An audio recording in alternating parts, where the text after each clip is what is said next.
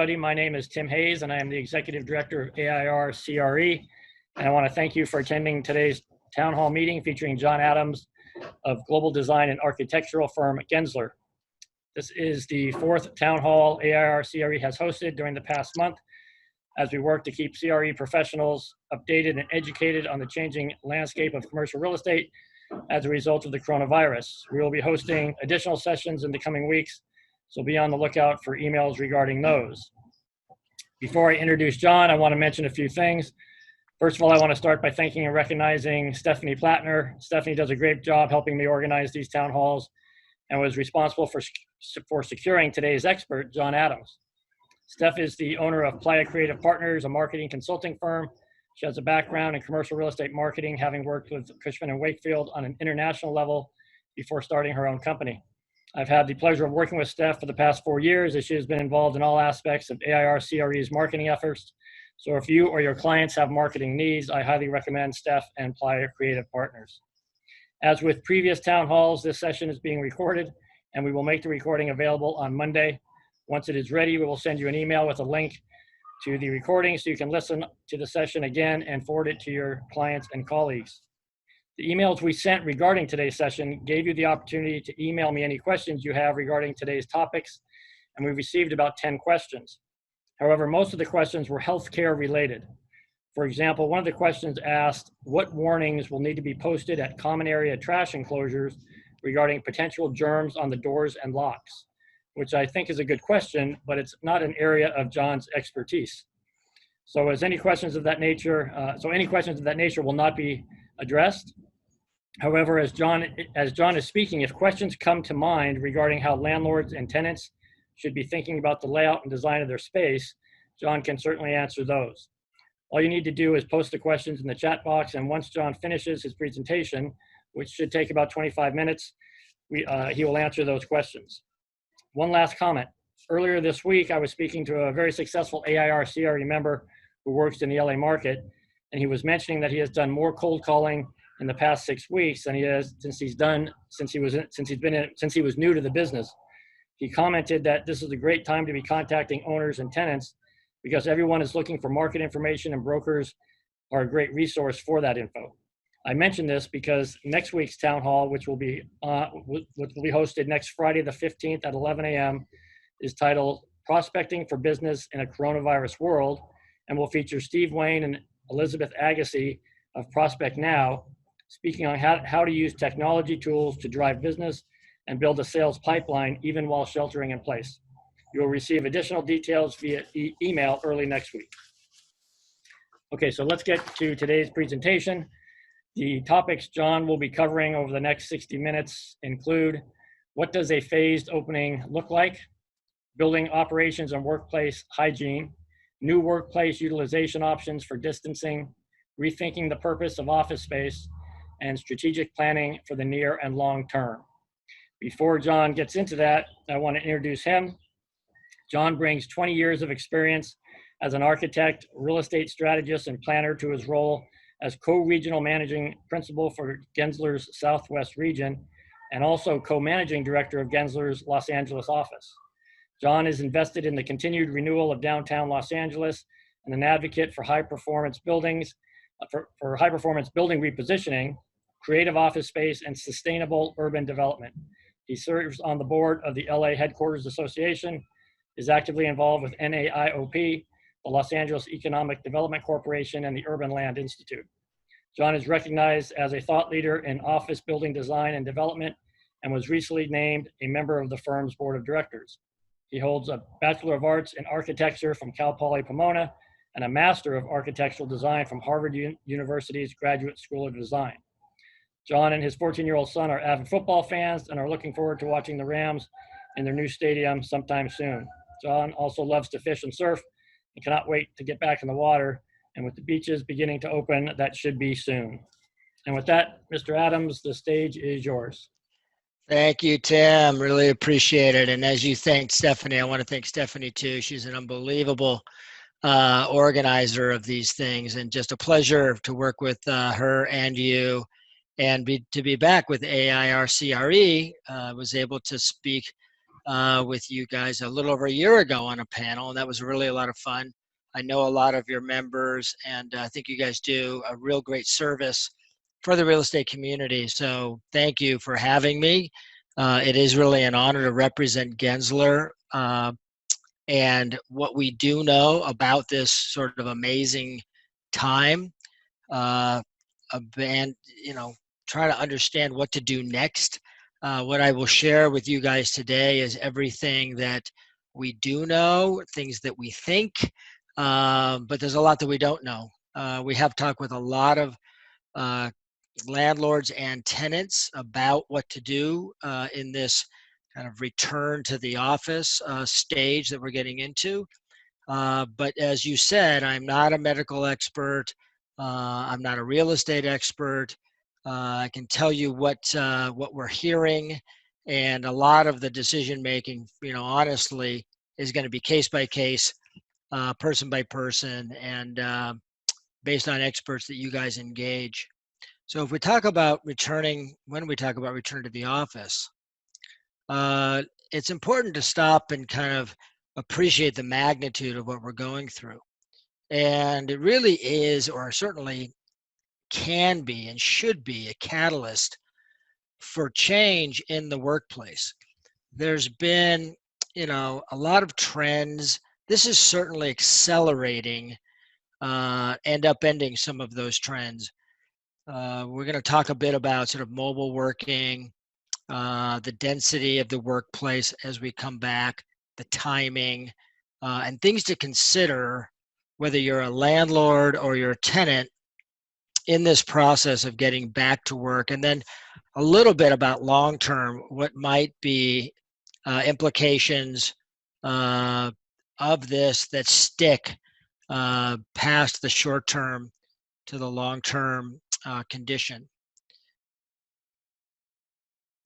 So if we talk about timing, look, it's anybody's guess. And honestly, nobody knows what may happen when people do get back to work, and if there may be, a round two, if suddenly, virus cases jump up again and things like that. But what we're hoping is that we're sort of at the end of this phase one, where we've all been in lockdown.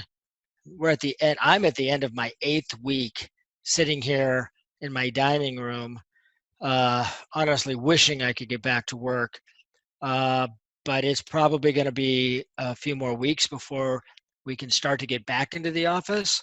And as we do in phase two, we think that it's going to be a very kind of phased and incremental, slow approach to getting back into the office. And by the way, I'm really an expert in office space, mixed use, and I know we have a lot of office and kind of commercial and industrial folks listening to this.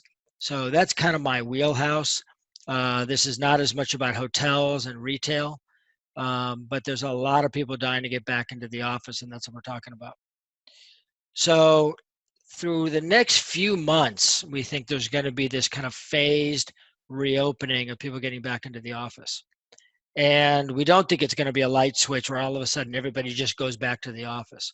If you think about it, until there's testing that's reliable, available, and pretty regular, it's going to be very hard for people to feel comfortable getting back into an environment where there's a lot of people around, especially if they have parents nearby or young kids in the household who maybe have asthma, as one of my partners does, and they're not going to risk having this virus get into their household. It could be very, very dangerous.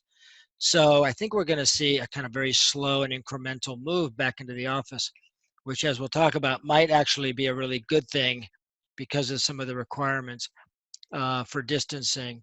And then once that's done, there is this kind of long-term speculation about what the new workplace might be like, that we think is going to be a better workplace because of everything that's going on. So it's important to just sort of categorize some of the considerations of things that need to be talked about, whether you're a tenant or a landlord. And those revolve around the sort of testing and screening. What do you do with the physical space, particularly the sort of touchless areas like restrooms? Do you deal with hands-free circulation areas, doors, and things like that, and hygiene? If you look at the testing, that's going to be critically important, and hopefully there are really good improvements in the kind of testing, the availability, so that people can really have a better sense of their own health and the health of those around them. Right now, about all that's available is a fever test. And that's not enough, because you could have the virus and not have a fever. And you could be a carrier and infect people and not have a fever. So there needs to be improvements in that very quickly. And we're hoping to see that through the local jurisdictions. And whether that's by the landlords or the tenants is yet to be seen, but more than likely you're going to see it really by the tenants, not so much by the landlords, because people are worried about the liability of taking on the responsibility of testing. The touchless restroom is an important thing to talk about. It is certainly a hot zone from everything that we've looked at and talked about and researched. The probably toughest area to solve for, and the hottest zone, if you will, for spreading the virus is in the restrooms, both because of sort of tight proximity and air circulation and a lot of touchable surfaces. So there's going to be some tough decisions to be made by landlords and tenants about what to do in terms of the touchless environment. We think that honestly, creating automatic doors that you don't have to touch is probably an investment that is not particularly feasible in the short term, perhaps in the long term. So touchless water lav faucets and things like that are going to be important to have. Many people already have them. If they don't, I think a conversion could be a good idea. But again, a decision to be made by the landlord and the tenant. There are going to be probably operational ways of dealing with doors and all of that. And that's probably just a real regimen around hygiene, making sure that once you touch something, you wash your hands. And that's something that we all have gotten pretty used to. Again, in terms of the hands-free circulation, front doors, elevator door buttons, all of those things are extremely expensive to retrofit. So perhaps in the long term, we'll see more of that retrofitting, but in the short term, I think it's going to be an operational issue of how people operate their building, having additional staff to perhaps open doors for people, making sure that everybody has appropriate, sort of PPE, and Clorox wipes and things to kind of wipe their hands when they do touch things, because it's just not feasible in the short term not to touch anything. And then, of course, the hygiene and cleaning and protocols are critical. And I think the key about that is that there needs to be a really good communication system and process about sort of reminding everybody that it's critical to have that as a practice universally. It's not voluntary, it's mandatory. And that when everybody knows that everybody's doing it, everyone feels safer. So that speaks to two other things. A communications program is going to be really, really important, whether you're a tenant or a landlord. Explaining to people, even on a daily basis, through texts or emails or a website or an app, how often things are being cleaned. What are the protocols for making sure that the place is safe? That's going to be extremely important for people to kind of feel connected to their company, and then the companies to their landlord about what these processes and protocols are. The other thing is mechanical and ventilation systems. There's been a lot of conversation about that, and honestly, there's a bit of a debate, different opinions about what makes the most sense. Do you want a lot of air circulation to dilute the amount of particulates in the air?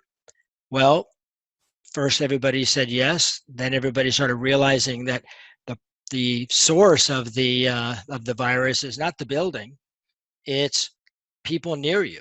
So moving air around a lot may not be such a good idea. Still air that allows particulates to settle down to surfaces where you can clean them may be a better idea. It really depends on the building, and you need to have a keen understanding of the mechanical system in the building that you're in. So that's a conversation with the landlord about that, and to come up with the right solution for any particular asset. There is not a single answer to any of these issues. So the other thing that everybody really is talking about and wants to try to understand is the workplace utilization, or what we'll call density of the workplace when we get back to work. So a lot of companies have moved to benching. There's still some interior offices and obviously conference rooms. So the question is, when you get back to work, how much distance are we going to be creating for people? At the moment, the CDC is recommending 6 feet of distance for workspaces. That's terrific. It is what they're recommending now. And honestly, that's for sort of normal, healthy people who are speaking to each other, because particulates can actually get into the air even by speaking to each other. But if you're coughing or sneezing, frankly, 6 feet may not be enough from what we understand. But that could also change as well. Right now it's 6 feet, and we'll have to always be monitoring this to see what the CDC comes out with in the future. It may become greater than that or less than that. And if we look at some basic ideas for solutions to that, there's a few scenarios we've looked at, but again, every situation is different. In a typical benching layout, you've got 5 to 6 foot benches, and one simple solution is to simply occupy every other desk in a kind of checkerboard pattern. So people are not sitting directly across from each other, but diagonally from each other. And you have to think also about the kind of circulation space in between the benches, so that people aren't getting too close to each other just as they're circulating. Or perhaps there's a kind of one-way system where people move in and through in a route that doesn't allow people to have to kind of pass each other going in opposite directions. If your furniture system allows it, you could space them apart, remove some furniture, remove some chairs, space them apart, and put in perhaps panels. There's debate about whether panels really make a lot of sense. I think there was a question about that. Honestly, particulates don't necessarily respect panels. I think it may be something that makes people feel better. It may help a little bit, but it isn't necessarily the silver bullet. The movement of furniture also depends on how it's fed for power and data, and how movable the furniture really is. In some cases, it isn't always that movable. So a situation like this, what we call the plaid layout, may or may not really work. It depends on, again, how the furniture is fed in terms of power and data. But if you can do it, you can create distance in a way where people actually feel like they have their own space using the configuration on the right of the screen. Or turning the furniture 45 degrees, again, giving everybody, again, with the addition of some panels, a real sense of kind of their own little space. And there's a range of densities that come out of these options, but it is really not just 50% density. It can actually be quite a bit less than that, depending on how the space really lays out, because if people are sitting even every other seat, but if they happen to land on an aisle where there's a lot of people walking by, you really don't want people sitting there. So we're seeing a range of about 35 to 50, perhaps 55% utilization with this 6-foot distancing guideline. And we have space plan algorithms that we can run that start to help us get into the space planning for that. And we're doing that for a lot of big tenants, but it really gets down to the granular and detailed look at every single particular condition to see if it really makes sense. So the densities actually are quite low when you play this out at a 6-foot distance for everybody.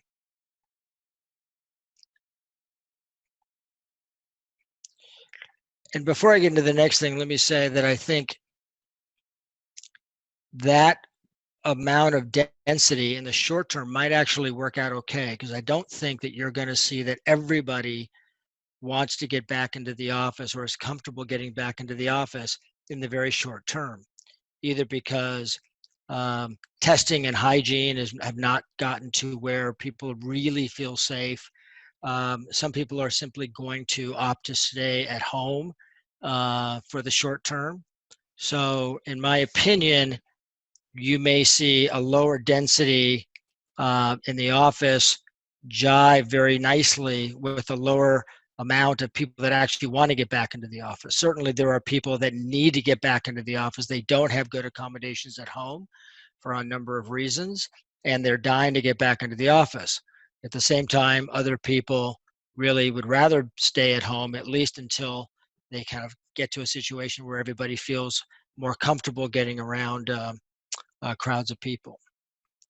So as we think about the opportunity to rethink the workplace, the strategy, and even a real estate portfolio, the key questions, as we just talked about, is how much physical space will really be required. We'll talk about that a little bit more. What kind of footprint or layouts may be required to meet the safety and hygiene requirements? That's what we just looked at. What's the best way to use the time when people are physically together, and how do we provide enough, but not too much, space for those activities? What's the purpose of the physical office, and who really needs to come to work in the office?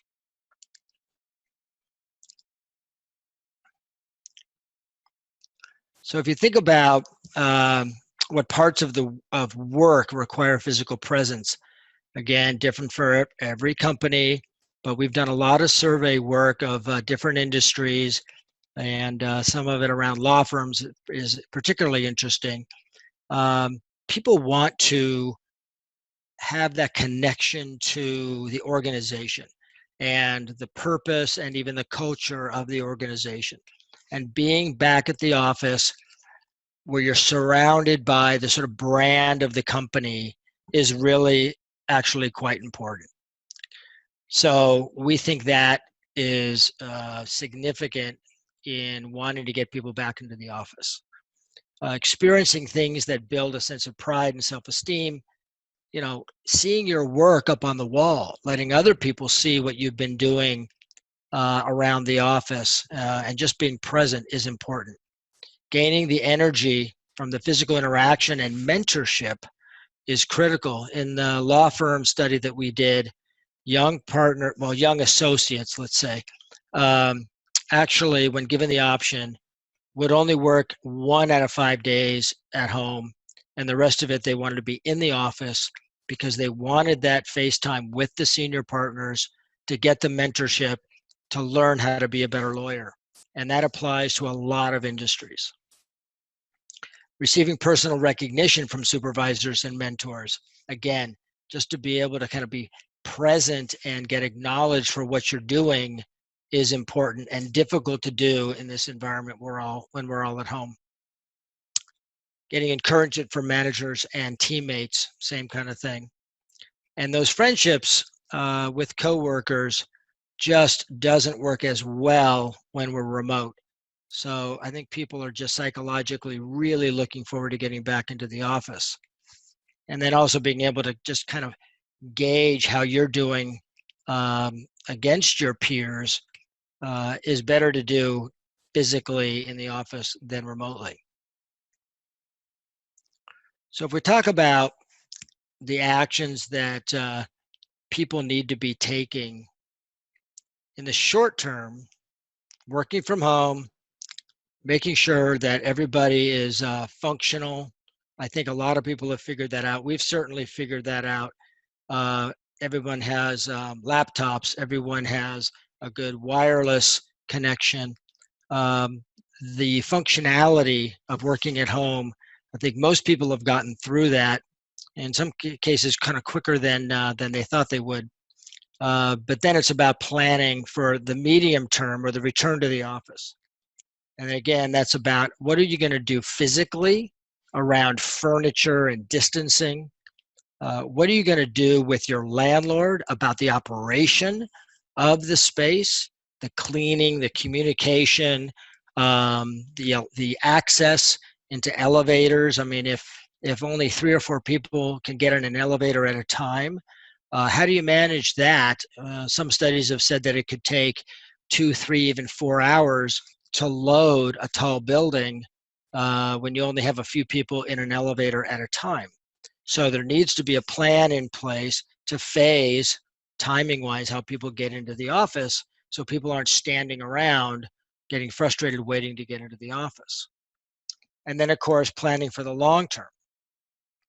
And when you think about the long term, you start to really stop and think about the processes within the company that work even better when you're working from home, and things that do not work well when you're working from home.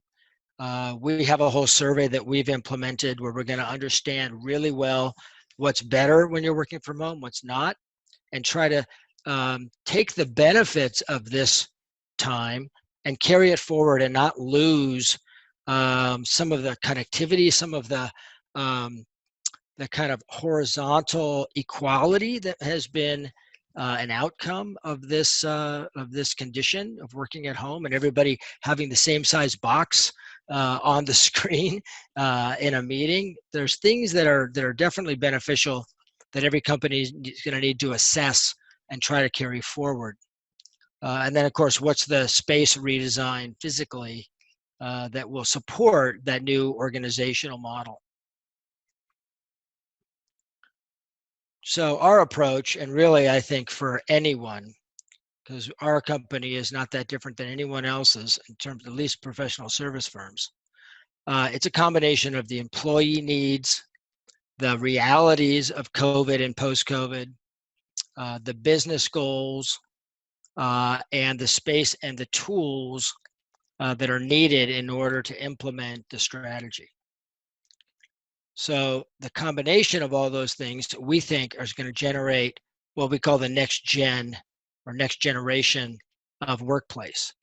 In a way, this is really accelerating things that we've been talking about for quite a while. So a keener awareness of health and wellness, of the environment, and of social interaction in the workplace has been accelerated by this. And in a sense, that's a good thing. So how can you pivot in this time, whether you're a landlord or a tenant or a broker that's representing either the landlord or the tenant? And I think it's important to sort of stop and assess, again, what's good, what's not, what works, what doesn't, and how does the workplace support the new organization that's going to come out of this. So understanding the combination of on-site and remote working options. For example, not everybody needs to come back 8 to 5, 8 to 6, 5 days a week. We've figured out that we can be really effective working from home. And while we want to get back into the office, maybe it's not every single day of the week. Maybe it's not from 8 in the morning until 6 or 7 at night. We can come in later, we can leave earlier, whatever. And we can start to phase this thing and stagger kind of our work to be off peak so we're not all sitting in traffic as much. Think about the people that have to take mass transit. That is going to be something that people think twice about, I think, for the long term, again, because of just the sort of hygiene and the health and wellness part of it. So there's a fair amount of analysis that needs to happen, I think, with every company, and this is going to, frankly, force that to happen. So there's more information about all of these kinds of conversations on our website in the form of blogs and presentations. Again, these are simply to facilitate a really good dialogue with the players in any particular instance. Every situation is going to be different. It's going to take a team of experts in order to figure out what the right answer is. Architects and space planners and workplace designers are a part of that. Medical and wellness experts and real estate operations experts and communications folks, including people that can really help with sort of graphics, websites, and the communication side of things, I think are all critical to figuring this out going forward. So Tim, you're back. That was excellent. Very good. Thank you. Thank you, John. So as we mentioned, we do have a number of questions. We have 3 that were pre-submitted that I'm going to ask you first. And then we have 6 or 7 that came in while you were speaking through the chat box. Great. So the first one, and John, this might be a little bit out of your area of expertise, but it'd be interesting to get your take on it. Even so. So the first question is, as we see retail-based businesses, and I think they're probably mostly speaking about restaurants, many of them will be restricted or limited in their capacity. What do you forecast the impact will be on releasing going forward, and how do you think it will affect lease rates? Right. Well, look, I'm not a. I guess right now I'd say I'm glad I'm not either a restaurateur or a landlord of a restaurateur, but I do know a little bit about kind of how real estate works, and I do think that they're going to reopen. The governor's going to talk about some plans for reopening and some guidelines. They're going to let people back into restaurants, but in a sort of incremental way. There'll be not many people allowed into the space at some point, but they are going to let more people, sort of take it out, and there'll be more. There'll be business generated, but the amount of people that are in the space will be very limited. In some ways, that's an opportunity to create a little bit more of a almost a VIP high service environment because there's less people in the space. I don't really expect landlords to just cut rent from $3 to $2 or whatever it may be, but I do imagine that they might find some temporary solutions to ease the financial burden of the rent, perhaps with things like temporary deferment of rent or some free rent that is really time dependent, because as many of you know, sort of just changing the rate structure is something that's very hard to undo later and something that investors are really loath to accept. So I think there'll be some temporary solutions to sort of help ease the pain.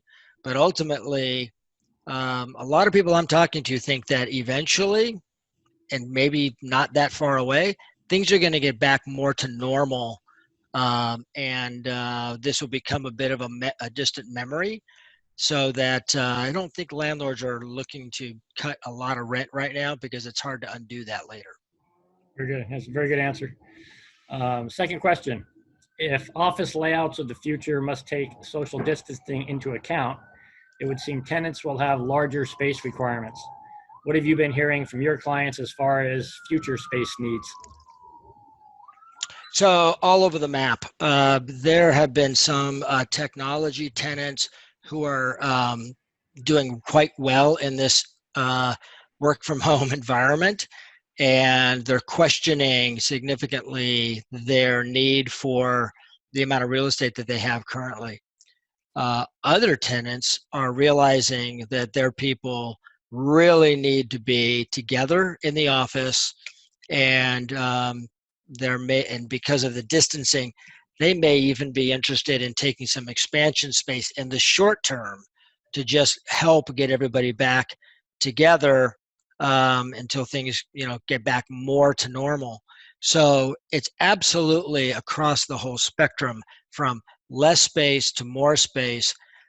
My sense is, because it's a very big part of anyone's balance sheet, uh, the ability to just take on a lot more real estate is probably very, very limited.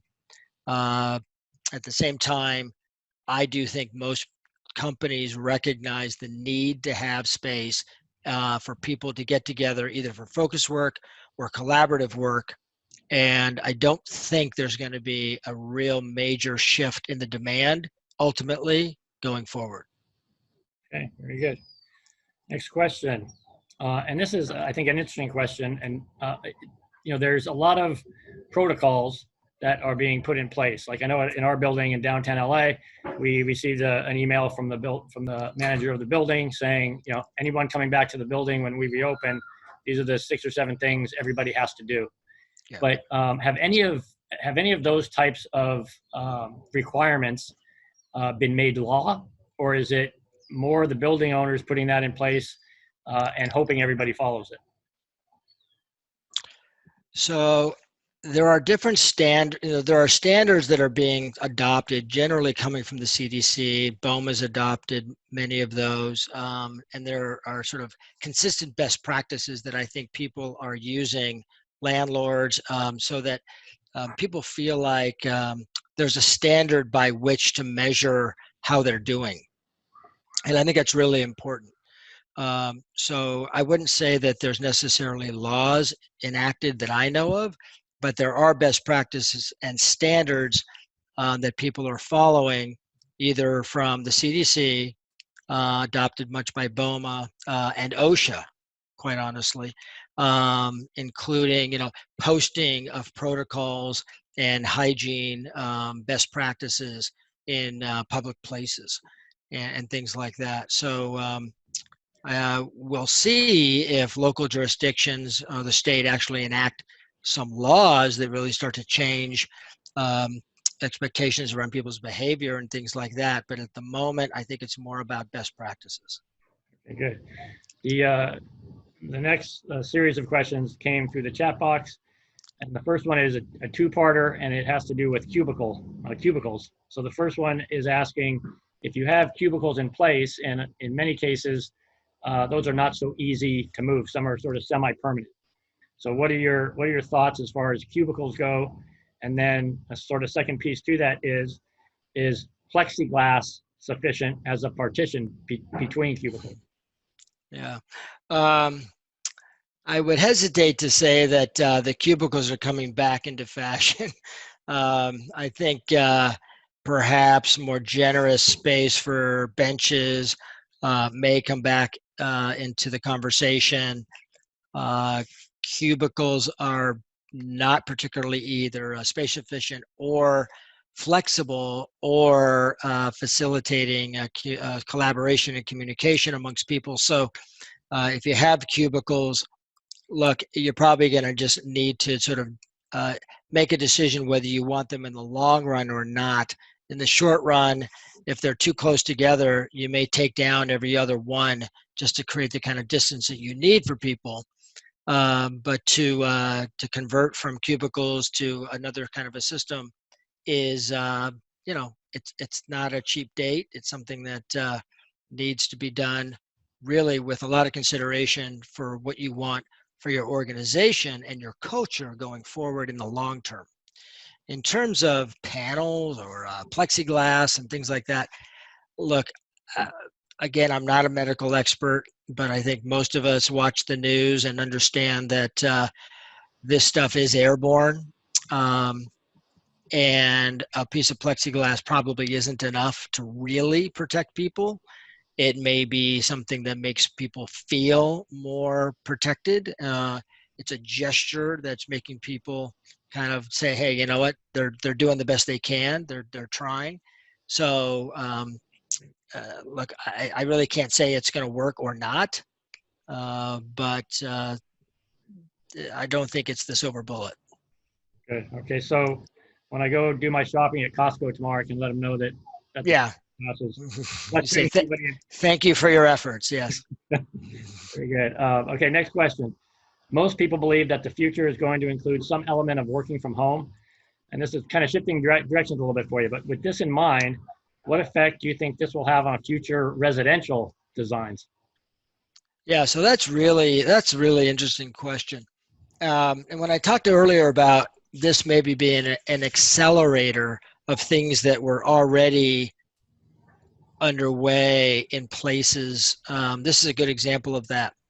So some years ago, we started doing work spaces, kind of more like lounge workspaces in residential properties at scale, like for Lennar Urban. And it's a really interesting idea about having a place where you can work. You can even have clients over. You can have little conference rooms. You can have a copier. You can have coffee. Um, and you can really kind of have a work environment in your building where you live, not in your apartment, but in the building.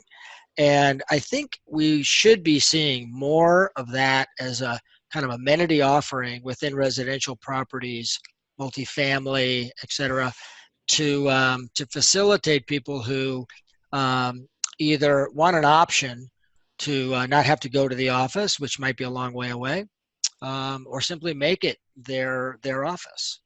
I think you're going to start to see a little bit more of this kind of regional mentality of trying to stay closer to home, or at least be able to, in case there's another shock to the system, whether it's a virus or something else that kind of limits people's mobility. Very good. Very good. Okay. The next question, at this point, with regard to implementing these protocols, how are companies like yours, like Gensler or other companies, when you're working with owners and tenants, suggesting that they sort of phase these things in? Is it, hey, do the very basic stuff that everybody knows you need to be doing, and hold off on the touchless bathrooms and touchless lobbies and things like that? Or do you have any clients who are moving in that direction already? In terms of talking with their landlords about making significant changes to the building. Yeah, or are the landlords already thinking that way? That they think, Yeah, we're gonna put this stuff in place, be sort of proactive on it, or is everybody yeah, figuring because of the cost, let's see how this thing plays out before we yeah. put. It's playing out as we speak. I'm hearing a lot of different things from different landlords, some of which want to move aggressively to have a very sort of branded response operationally and some physical changes. The physical changes take a while to implement. So a lot of other landlords are looking at this as more of a kind of operational change, more people in lobbies, helping people, handing out goodie bags of PPE, pressing buttons for them, opening doors for them.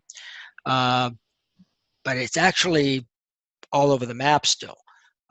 You're just going to see different responses from different organizations. So I think people are trying to wait and see if they really need to spend a lot of money to change significantly how doors open and things like that, because those are not simple things to do, either in terms of cost or time. Okay, very good. Two more questions. The first one is, as a result of working from home and keeping in line with social distancing, do you see companies looking to move from more densely populated areas and CBDs and getting out more into the suburban areas? Well, I think that's a specific outcome that is a potential, but, and again, I'm just speaking now for myself. I think big organizations that have a lot of footprint and have historically, like ourselves, not that we have a huge footprint, but we try to keep everybody under one roof because of culture and connectivity. Uh, we're starting to rethink the need to have everybody under one roof because virtually we're still able to stay quite connected. And if you overlay on that, the potential need to decentralize people because of situations where they may need to stay closer to home, not have the lengthy commute, and have maybe not all your eggs in one basket, if you will, from a resilience point of view. I do think that large portfolio holders, as companies, will start to rethink decentralizing a bit. And some of that could get into suburban areas, not necessarily, but I do think that that might be a little bit of a boost for what's been, I think, a declining market in the suburban areas, Very good. possibly. Okay, last question, and we will wrap it up. And this is interesting. What about religious spaces? Do you have any insight into how places of worship like churches and temples will have to adapt going forward? So no, I don't. I really am. I think we're all waiting to see what the governor and the mayor have to say in the next few days and weeks about those kinds of gatherings. I know that that certain practices have really changed. They're not sharing cups of wine and things like that. They're not bringing large groups of people together. And I think in the long term, some of those changes will probably stick. Uh, and my guess is we'll probably see more services with less people kind of staggered out and things like that. But it's not really my area of expertise. And a lot of it, I think, is going to be driven by the local jurisdictions about what's allowed. Very good. Okay, that wraps it up. That was excellent, John. Any closing comments? Uh, just that, this is a time when dialogue is key. You're not going to find the answer in a book or on a webinar. You're going to see there's categories of things that need to be talked about. And again, operational, physical, and I think the communication program part of this is really critical. But the answers in all of those categories is going to be case by case. And it's just going to take people talking to people, walking through the options and getting to the answers together. I don't think that landlords or tenants are going to be able to just hire somebody and get all the answers on a piece of paper. They're going to have to make a lot of tough decisions based on whatever information we have. And that information is very dynamic. So I think people just need to be patient and have some courage to make a decision and then be able to change that decision as things change. So be flexible. Very good. Okay, just a couple of last things that I want to mention. First of all, and John mentioned an article that is on the Gensler website. And I would say just in general, the Gensler website has some very good information on this. So everybody should make themselves, take advantage of that. I read an article earlier this morning that somebody sent me from the Gensler website with regards to the law firm situation that John mentioned earlier. So if you have time, get to their website and you'll get some good information there. And then the second thing is just next Friday, as I mentioned at the beginning, next Friday, the 15th, we will be doing another town hall. The title of that is Prospecting for Business in a Coronavirus World. We'll be talking about using technology to drive business, even though we're all sheltering at home. So stay tuned for emails on that, and hopefully you can attend that as well. And that wraps it up. I really appreciate everybody joining. John, thank you very, very much. That was awesome. And we will talk soon. Thank you, Tim and Stephanie and AIR CRE. Great talking to you guys. Very good. Bye-bye. Bye-bye.